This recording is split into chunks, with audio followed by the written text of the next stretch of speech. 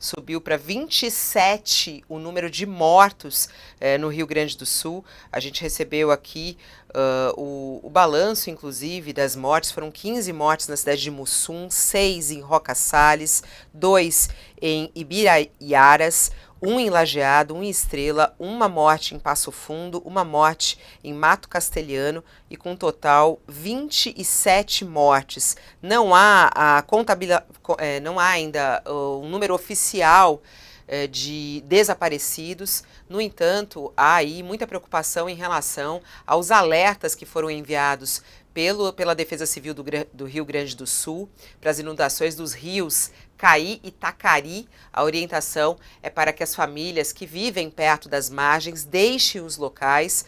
Nesse município de Mussum, que teve aí esse número enorme de mortes, né? 15 mortes, a situação é extremamente grave. O nível do rio Taquari passou da cota de inundação ontem. O município teve muitos mortos, muitos desabrigados e está ali entre os municípios mais afetados.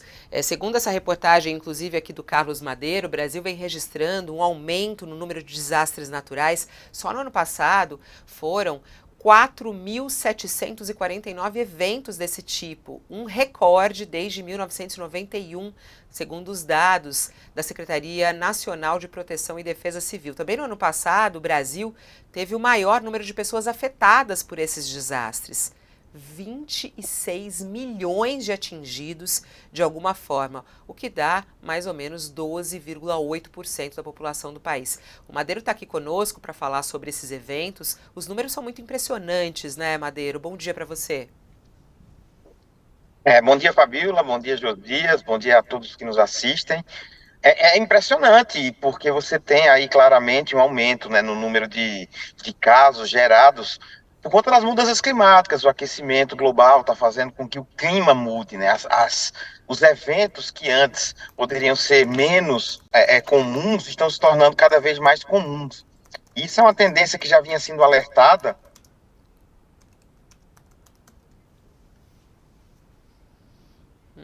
Infelizmente a conexão tá ruim. A gente vai Congelou? tentar retomar. Acho que voltou, Acho né? que Voltou ou voltou, não? Fabiola. Oh, Ainda que não. pena. O Josias, essa reportagem do Madeiro traz um balanço no nosso país, né, dos últimos tempos. Essa do Rio Grande do Sul, até estava vendo as declarações de Eduardo Leite, e ele, muito impressionado, ele falou assim, olha, nunca o Estado foi afetado desta maneira, né, e você sempre traz isso nas entrevistas, né, a surpresa das autoridades não pode ser uma surpresa, né, porque isso vem sendo comunicado pelos ambientalistas, isso vem sendo alertado, esses alertas são para isso. Eu vou aproveitar o Madeiro para que a gente não perca a conexão novamente. Vamos lá. Vai, Madeiro, pode retomar. Então, assim, os eventos que antes eram até certo ponto comuns de algumas áreas, afetavam pessoas mais em locais vulneráveis, na verdade agora estão muito mais intensos, né? A ideia é que você tenha com a mudança climática uma série de eventos extremos que eles chamam, né? Aqueles que são, como esse no Rio Grande do Sul, a maior chuva da história registrada, por exemplo, em Mussum, e você vai tendo um acúmulo, né, de mudanças climáticas que fazem não só com que eles aconteçam com mais frequência, mas também para que eles aconteçam com mais intensidade, porque perdeu-se o parâmetro, inclusive, do que era o clima.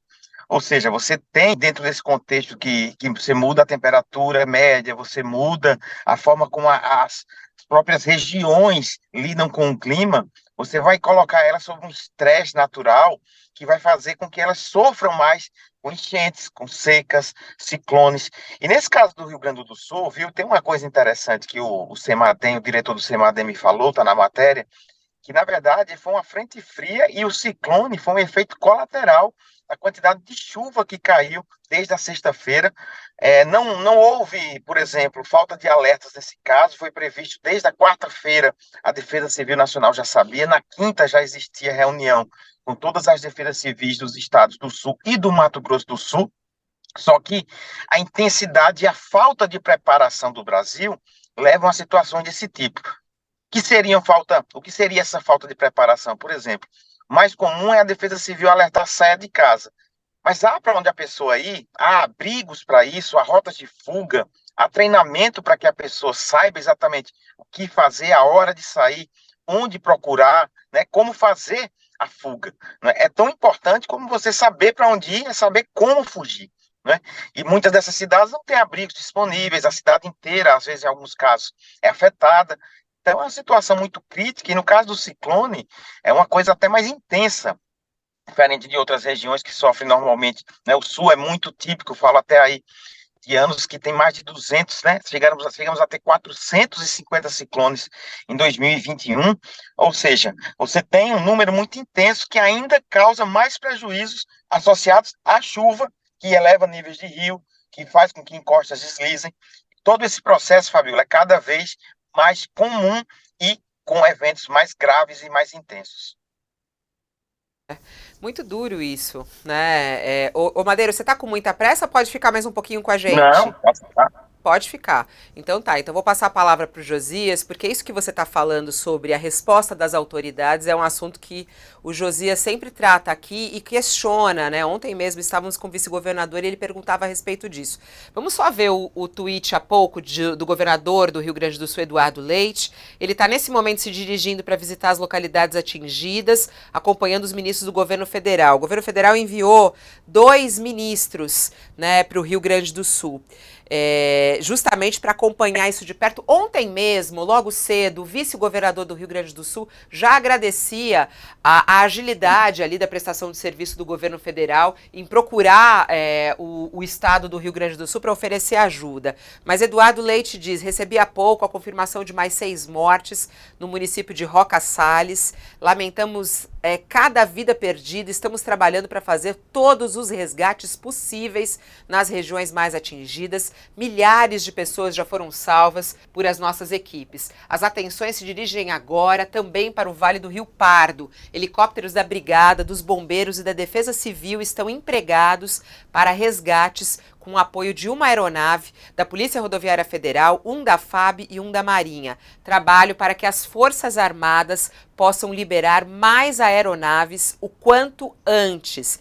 Porque é isso, né, Josias? Eles estão ali, como a gente ouviu ontem, o prefeito pedindo para que as pessoas se protegessem nos telhados das casas, né? Estão fazendo esse resgate de helicópteros e barcos, inclusive.